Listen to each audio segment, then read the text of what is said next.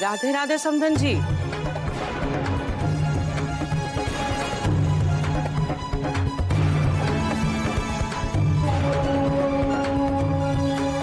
क्या हुआ? घर में सब ठीक तो है ना?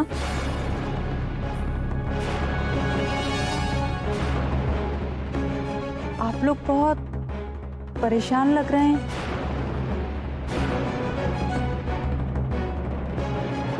परेशान तो होंगे ही ना।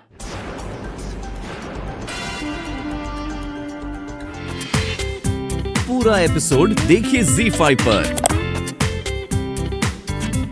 यहाँ जो कुछ भी हुआ वो देखकर लगता है हमारा इसी वक्त यहाँ से चला जाना ही अच्छा होगा।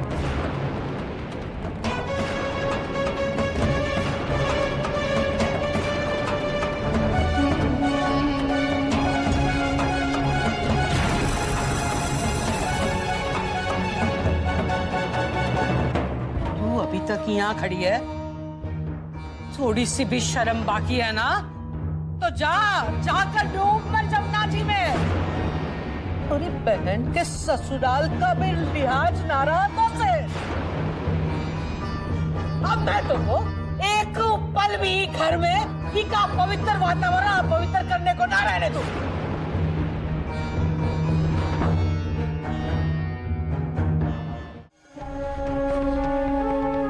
देखिए, हम वादा करते हैं इको यहाँ एको पल भी ना रहने देंगे। आपके स्वर्ग जैसे घर को अपवित्र ना होने देंगे हम।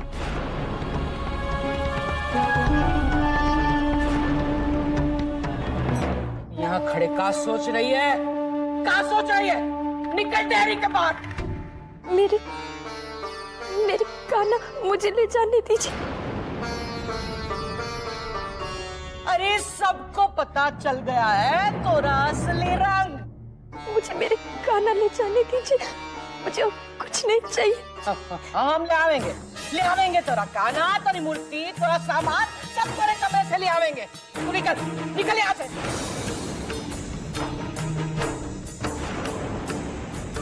क्षमा कीजिएगा, हम इका सामान ले जावे वही अच्छा रहेगा। कुलक्षणी की एक भी निशानी घर में ना रहे, उसी में सबकी भलाई है।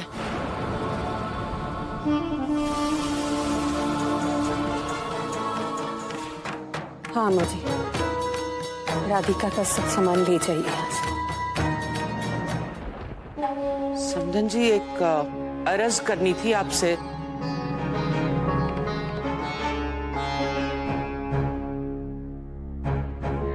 रात बहुत हो चुकी है, मेरे ख्याल से सबको जाकर अपने कमरे में आराम करना चाहिए।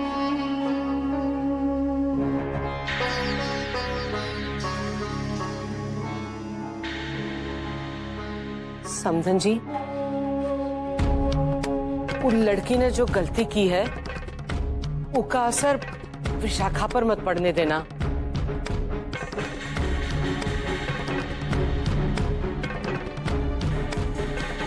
आप तो जानती हैं इनमें विशाखा का कौनो कसूर ना है।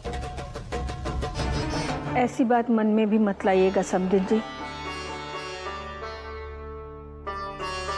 हमारी छोटी बहू का मान हमेशा बना रहेगा इस घर में।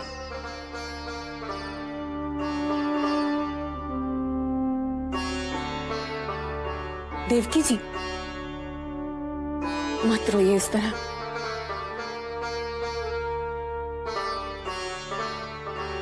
हम समझ सकते हैं इस वक्त आप लोगों पर क्या गुजर रही है।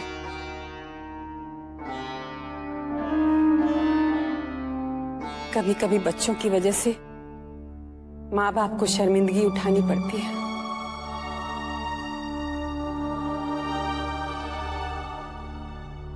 लेकिन आप निश्चिंत रहिए, हम कभी भी एक बेटी की गलती की सजा दूसरी बेटी को नहीं देंगे।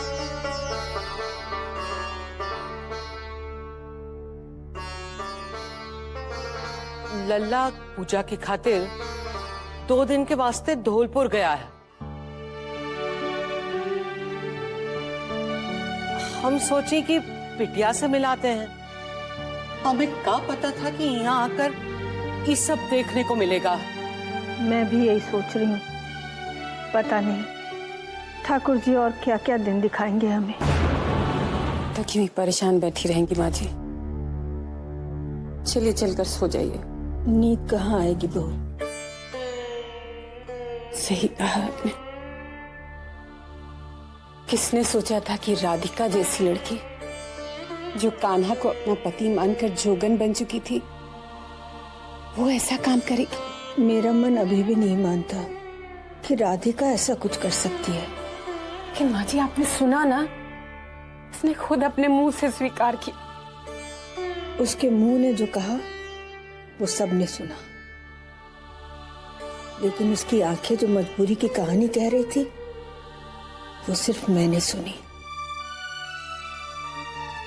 मुझे पता नहीं उसने ऐसा क्यों कहा, किस मजबूरी में कहा।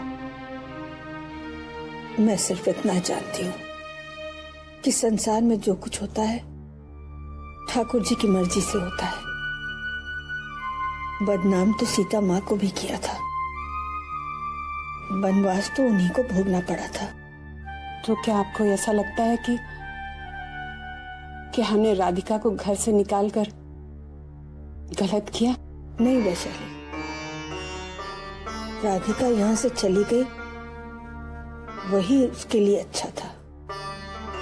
तुमने तो देखा था ना, मृणालिनी ने उसका जीना दुभर कर दिया था। वो वृंदावन की पावन धरती पर पली, वहीं के लिए बनी। ये शहर उसे सिर्फ कांटे ही देगा, फूल नहीं। जिस घर ने तुझे इतना प्यार दिया है, इतना सम्मान दिया है, क्या तू उस घर के लिए अपने सपनों का थोड़ा सा भी त्याग नहीं कर सकती?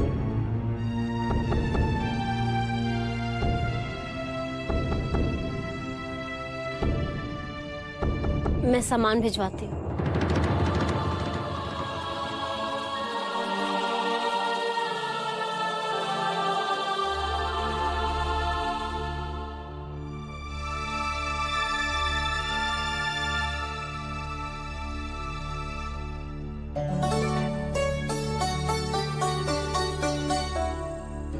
संभल के रहियो बिटिया।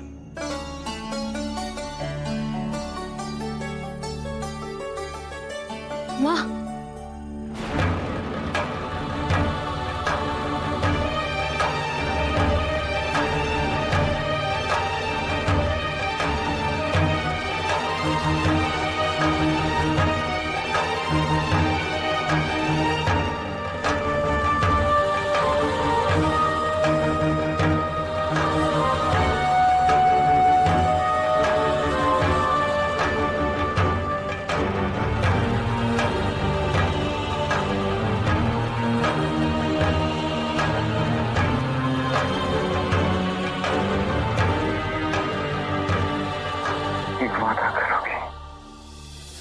मुझे कभी छोड़ के मत जाना।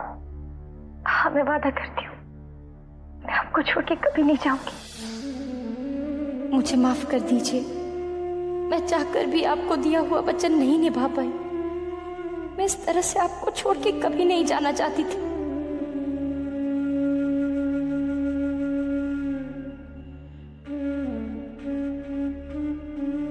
हो सके तो मुझे माफ कर दीजिएगा। अब क्या हो गया विशाखा? अब क्यों टेंशन में हो? अब तो तुम्हारे रास्ते का कांटा भी हट गया।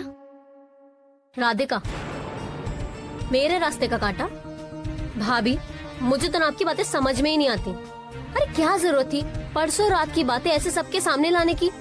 आप तो जानती थी ना कि राधिका कहाँ गई थी। हाँ, मैं जानती थी, तुम जानती थी, लेकिन घर वाले तो नहीं जानते थे ना। परसों रात का इंसिडेंट इसलिए निकाला ताकि उस राधिका को घर से आउट करना इजी हो जाए, सिंपल। पर राधिका को घर से निकालना जरूरी था क्या? तुम बहुत भोली हो विशाखा, You're really innocent. तब तो तुम्हें समझ में नहीं आ रहा है कि तुम्हारे और तुम्हारे सपनों के बीच सबसे बड़ी दीवार तो वो राधिका है। भैया घर पर होते तो इस तरह आपको कभी नहीं जाने देते।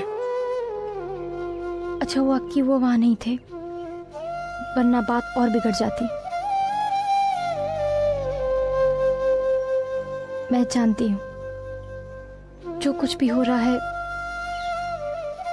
मेरे कान्हा की मर्जी से हो रहा है। कब तक इस तरह हर दुख को गले लगाती रहेंगी राधिका जी? जब तक मेरे कान्हा चाहेंगे।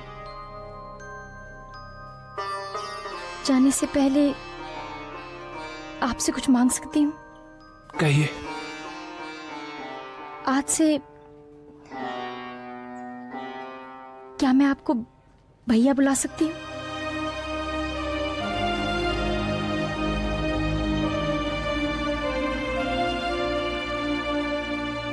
आपसे बात करके, आपके साथ रह के मुझे हमेशा से यही लगा है कि मैं अपने बड़े भाई के साथ हूँ। कैसे कैसे कैसे बड़े भाई हैं कि अपनी बहन को इस तरह अपमानित होते हुए चुपचाप खड़े देखते रहे। चढ़ हो गए थे पत्थर। नहीं भैया, ऐसी बात नहीं है। आपने मेरा साथ हमेशा दिया है। कभी वृंदावन आना हुआ तो अपनी इस बहन से जरूर मिलेगा। हमारा बस चलता तो आपको जाने ही ना देते राधिका जी, पर भाग्य की ठिठोली देखिए ना, आपको छोड़ने भी हमें ही भेजा गया है। चलो जल्दी चलो, जल्दी बस चलने वाली है। चलो वृंदावन मथुरा, चलो चलो जल्दी चलो, चलो जल्दी करो जल्दी करो। ए, काहे खड़ी है? चल बस में आ जाओ। भैया चलती हूँ।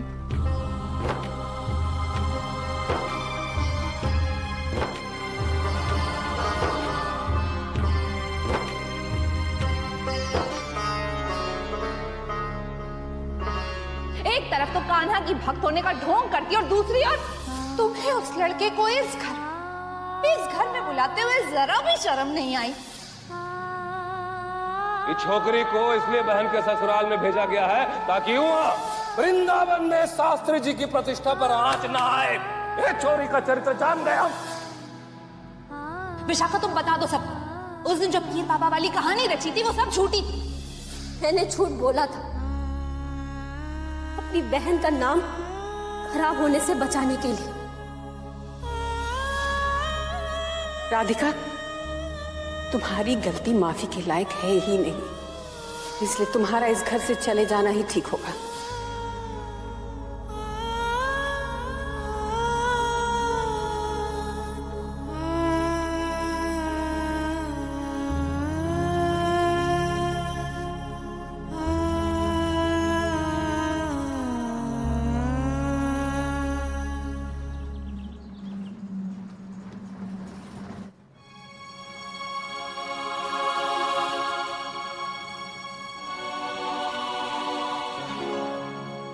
राधिका,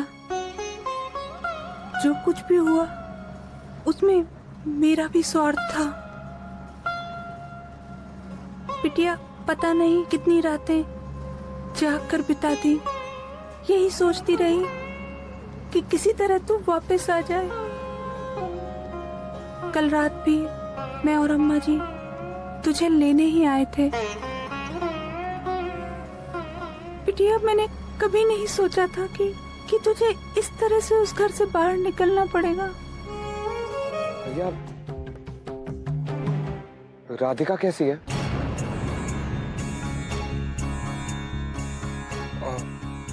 वो अच्छे से है देव। देव सुन, तू वहां पर एक जरूरी काम से गया है। अच्छा होगा कि अगर तू अपना सारा ध्यान उस जरूरी काम की तरफ लगाए। जी भैया।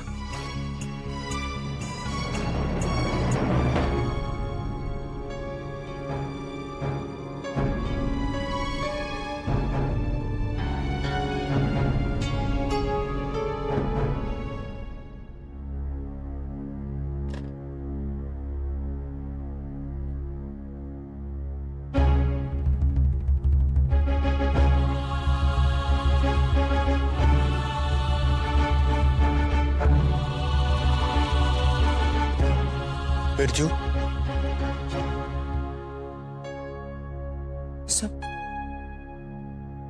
सब कैसे कर सकते हैं भैया?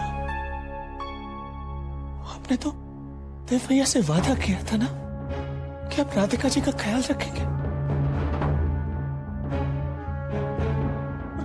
ख्याल रखना तो दूर, लोग उन पर लांछन लगाते रहे और आप चुपचाप सुनते रहे। और अभी जब देव भैया ने फोन करके राधिका जी का हाल पूछा तो आपने कह दिया कि राधिका जी अच्छे से हैं। तो मैं और क्या कहता देव को? सच कह देते भैया, कह देते कि आप उनकी बात नहीं रख पाए।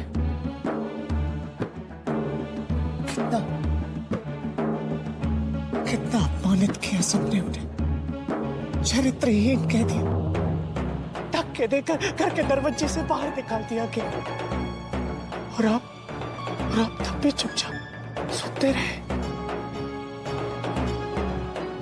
सही है, द्रौपदी के ऊपर भी तो अत्याचार किया गया था और भीष्म पितामह चुपचाप सुनते रहे थे। और आप तो भीष्म पितामह है ना? वो मैंने सारी बातें कर रखी हैं।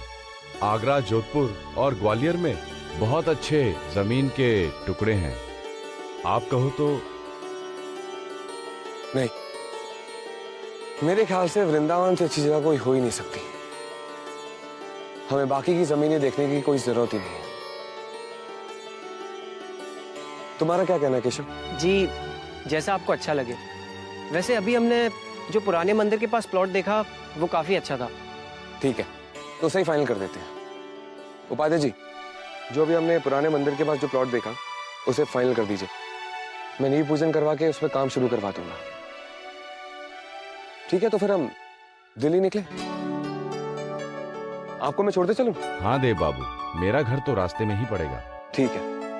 केशव, तुम वृंदावन रुकना चाहते हो क्या अपने माँ बाबू जी के पास? जी, वो तो अभी यहाँ है नहीं। हम जब अगली बार आएंगे भूमि स्थापना के लिए तब मिल लूंगा। ठीक है, चलो।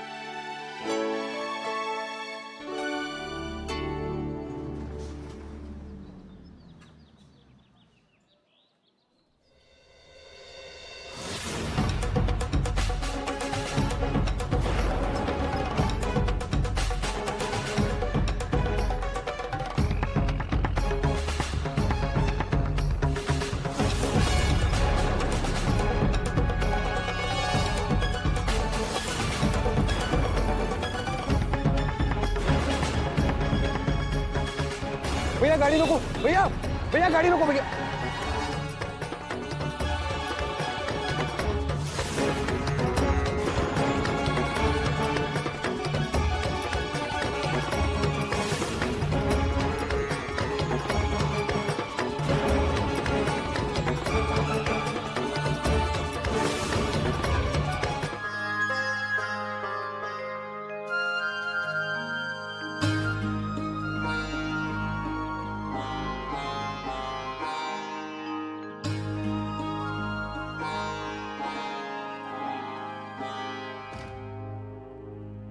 राधे कृष्ण, राधे कृष्ण, राधे कृष्ण।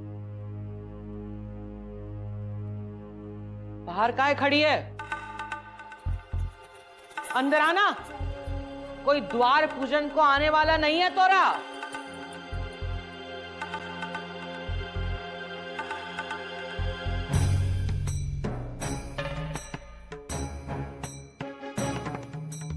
और एक बात कान खोलकर सुन ले। इतने दिन बाहर थी, भूल भुलाए गई होगी। मुझे पानी और खाने को हाथ मत लगाइयो। बहुरिया, अब तो तू समझ गई ना मैं काहे ई के हाथ का छुआ खाना पीना खाती ना थी। गंदा खून सामने आ ही गयो, चल में दाग लगा के आई है कुलटा। बस कीजिए अम्मा जी, बस कीजिए। आप जानती हैं कि पूरा विशाखा से मिलने आया था। एक बार फिर राधिका बेचारी ने विशाखा का पाप अपने सिर पर ले लिया है। उसे बचाने के लिए सबके सामने खुद को अपराधी कहलवाना स्वीकार कर लिया है।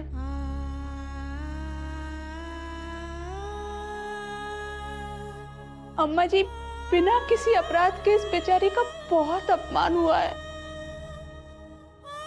पर हम तो सच जानते हैं ना।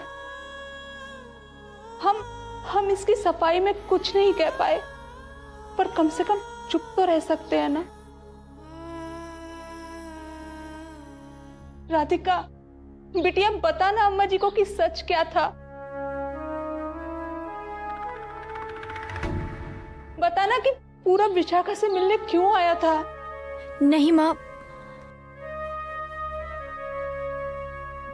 विशाखा ने पूरब को वहां नहीं बुलाया था। पूरब वहां खुद आ गया था माँ।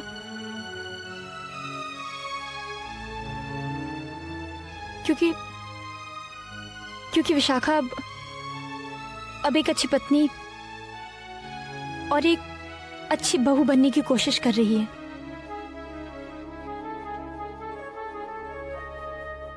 अपने फिल्मों के सपनों को बुलाकर।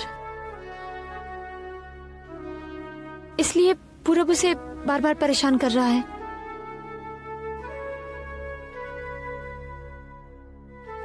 विशाखा का कोई दोष नहीं है माँ।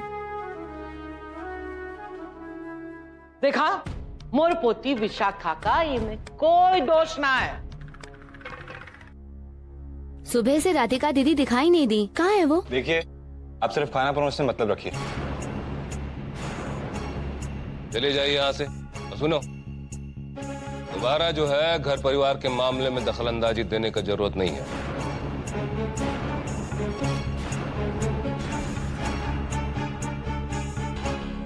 खाने की टेबल पर ये लड़की का नाम लेकर ना सारा खाने का मूड खराब कर दिया। अरे वो तब बंसी बजैया की कृपा दृष्टि थी कि सही समय पर असलियत का जानकारी हो गया, तो परिवार का इज्जत दो कौड़ी का नहीं रहता।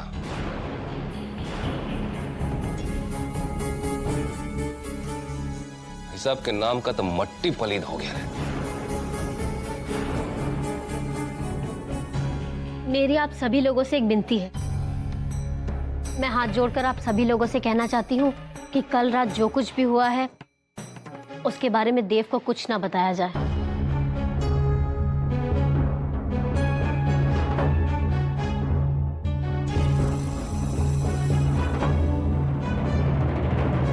क्यों? क्या हुआ विशाखा? अब जो कुछ भी है, राधिका है तो मेरी बहन ही ना, और मैं नहीं चाहती कि देव के मन में राधिका को लेकर कोई भी कड़वाहट आए। वैसे भी देव राधिका की काना भक्ति की बड़ी तारीफ करते हैं, और जब उन्हें पता चलेगा कि राधिका ने ऐसा कुछ किया है तो उन्हें बहुत दुख पहुंचेगा, और मैं नहीं चाहती कि मेरे पति को किसी भी तरह की कोई तकलीफ हो। हम समझ सकते हैं छोटी बहू, तुम्हें देव का कितना ख्याल है, लेकिन ये बात तो हमारे मन में भी नहीं आई। लेकिन विशाखा, हम देव से कहेंगे क्या? हाँ, हम उनसे कह देंगे कि राधिका को वृंदावन जाने का मन था और वो चली गई। छोटी बहू ठीक कह रही है, हमें देव से ये बात छिपानी होगी।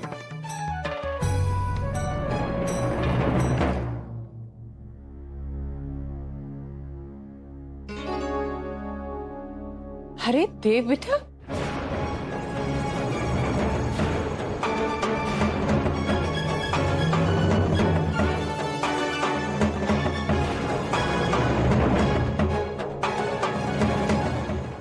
तू इतनी जल्दी कैसे वापस आ गया? माँ, मैं जो प्लॉट देखने गया था ना, वो मुझे पहली नजर में ही पसंद आ गया। मैं तो और जल्दी आया था, पर वो मथुरा वाले उपाध्याय जी है ना, उन्होंने रोक लिया था। अच्छा बैठ ना, खाना खा ले हमारे साथ। हाँ? नहीं माँ, मन नहीं है। अच्छा जाकर फ्रेश हो ले। जी। शायद मेरे भाग्य में ही नहीं लिखा है कि मैं कोई वचन निभा पाऊं। अग्नि के सामने फेरे लेकर जो मैंने वचन लिए थे ना मैं उससे निभा पाई और ना ही मैं इस वचन को निभा पाई।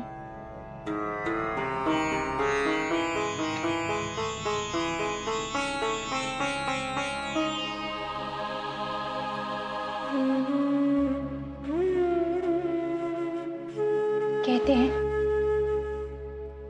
फेरों की अग्नि से एक औरत अपने घर का चूल्हा जलाती है और मृत्यु के बाद उसी आग से उसका अंतिम संस्कार होता है।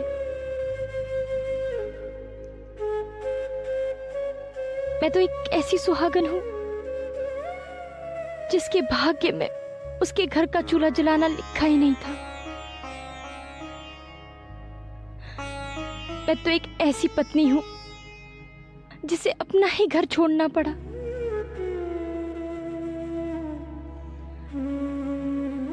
इसलिए आज जिस अग्नि को साक्षी मानकर मैं एक सुहागन बनी थी,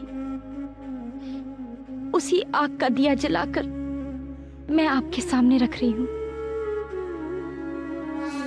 यह अखंड दीप मेरे सुहाग का प्रतीक है, उनके स्वास्थ्य और समृद्धि का प्रतीक है। मैं जानती हूं जब तक ये दिया जलेगा उन पर कोई आंच नहीं आएगी। बिरजू, बिरजू, राधिका यहाँ से क्यों चली गई?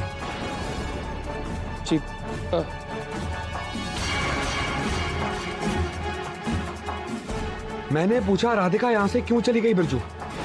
मेरे जाने के बाद ऐसा क्या हुआ था कि राधिका को घर छोड़ के जाना पड़ा, और वो भी मेरे आने से पहले ही चली गई? देव, क्या बात है देव, तू बिरजू को ऐसे क्यों डांट रहा है? भैया ये क्या हो रहा है भैया?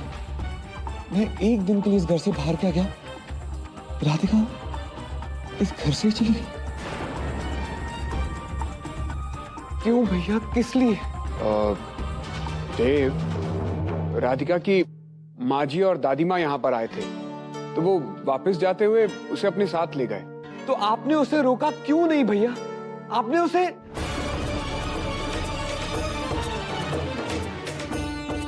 कहीं आपने तो उसे जाने के लिए नहीं कह दिया?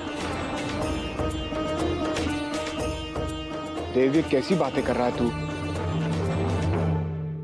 मेरी कसम खा के कहिए।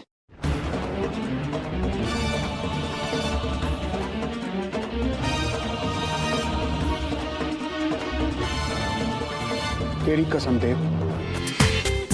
पूरा एपिसोड देखिए ZEE5 पर।